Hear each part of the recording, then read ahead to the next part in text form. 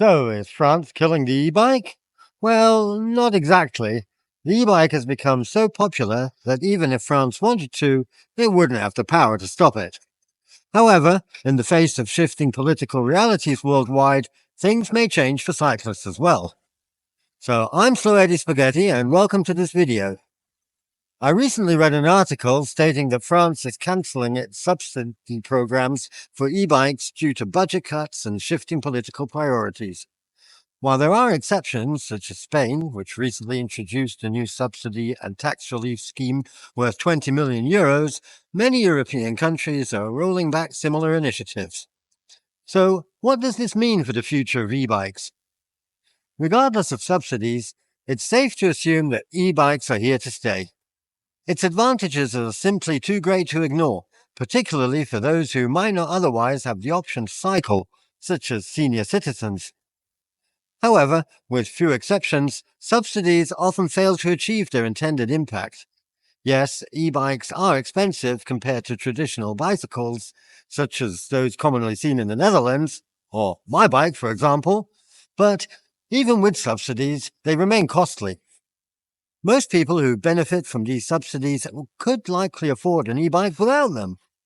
And let's be honest, financial incentives alone won't persuade people to give up their cars in favor of bikes.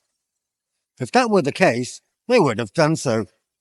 Anyone who recognizes their car as the financial burden it truly is, and realizes how much money they could save by switching to a bicycle, which runs mainly on love and fresh air, would have made the switch by now anyway. Instead, subsidies often encourage people to upgrade from traditional bikes to e-bikes, while using the saved money for something else, like a vacation, most likely without their new e-bike, which ends up collecting dust in the garage, right? Okay, please, don't take offense if this sounds familiar. The point is that if governments want to promote cycling, there are likely more effective strategies than simply handing out money to those who don't really need it. This isn't to say governments shouldn't invest in cycling. I firmly believe they should. Bicycles were pushed off the roads for decades and are only now beginning to make a comeback. Many cities are successfully transitioning from car-centric to bike and pedestrian-friendly environments, making them far more attractive places to live. Of course, this often results in higher costs of living, but that's another issue, and certainly not the bicycle's fault.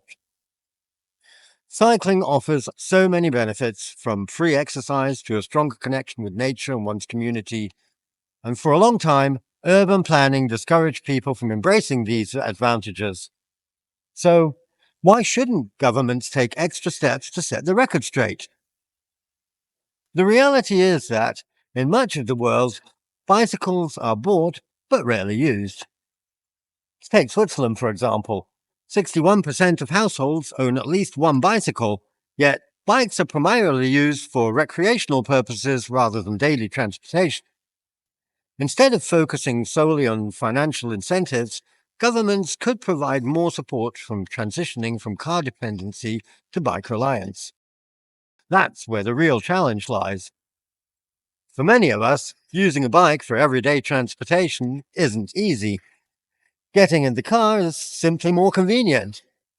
If you're not accustomed to cycling regularly, there are many obstacles to overcome.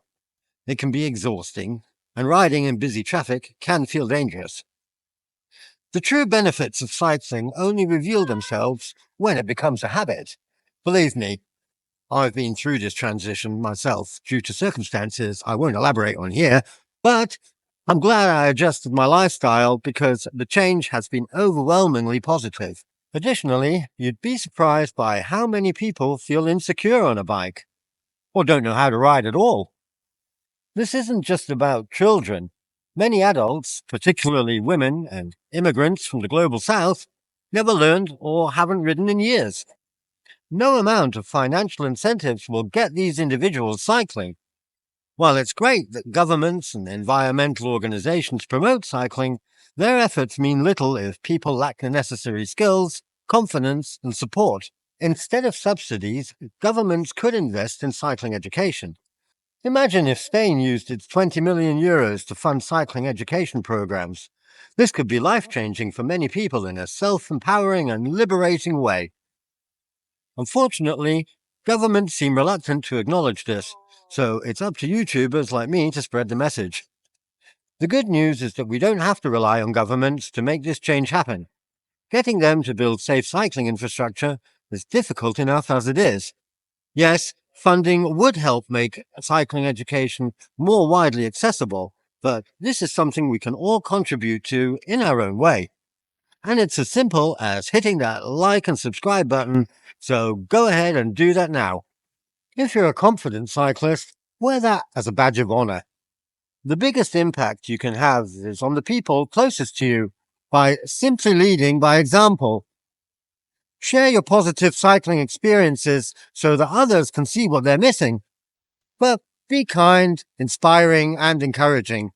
Why not invite a neighbor or colleague for a casual bike ride on a sunny afternoon, choosing a pleasant route to help them get started? Or share one of the educational videos I'll be uploading in the near future.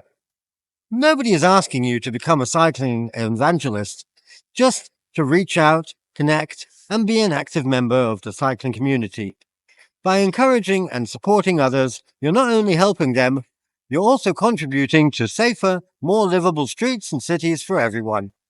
So I hope that gave you something to think about, and I look forward to see you in the next video. Happy cycling and stay safe.